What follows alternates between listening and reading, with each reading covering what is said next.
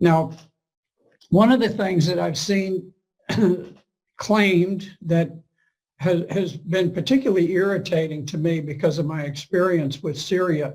I have been in Aleppo City. Aleppo City is the biggest city in Syria, or it was at least before the war began.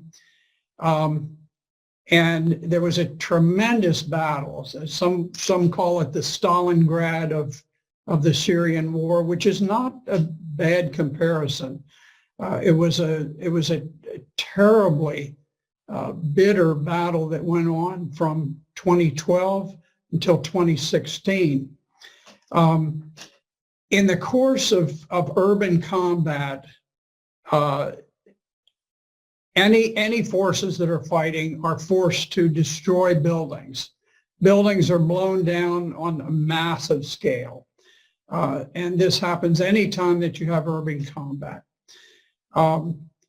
So I have walked the streets of Aleppo while combat was still in progress. The war began in 2011 when the United States landed Central Intelligence operatives to begin coordinating with AlKaeda and other terrorist groups. And we have been unwavering supporters of AlKaeda since before the war formally began.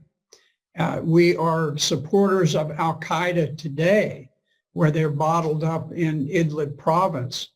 The CIA supplied them under secret Operation Timber Sycamore.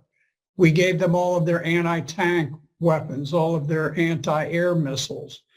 And AlKaeda has always been our proxy force on the ground. They, together with ISIS, have carried out the mission of the United States, together with a great number of affiliates that really are kind of interchangeable. You have the Free Syrian Army. Soldiers move from ISIS to AlKaeda to Free Syrian Army rather fluidly. And so we started that war, but the United States has a strategic policy of using proxies to engage in war. And our objective was overthrow the legitimate government of Syria. And in order to do that, we employed proxy soldiers who were the most vile of all terrorists.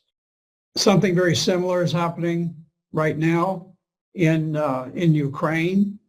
And they had fought this bitter urban combat, very brutal, very deadly. And they had fought it for 4 years before Russia ever joined the battle. So after 4 years, the city of Aleppo had enormous destruction. And at that point, the Russians, at the invitation of the legitimate government of Syria, entered the war.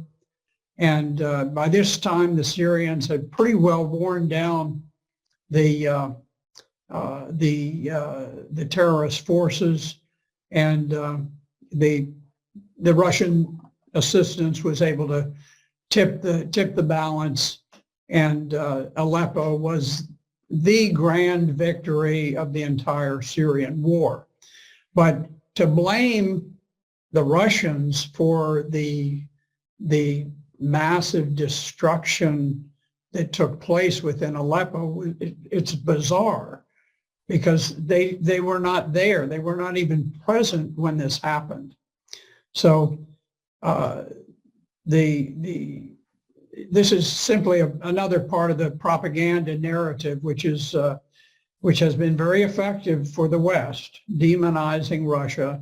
So no, Russia was not in any respect responsible for the massive destruction of the city of Aleppo.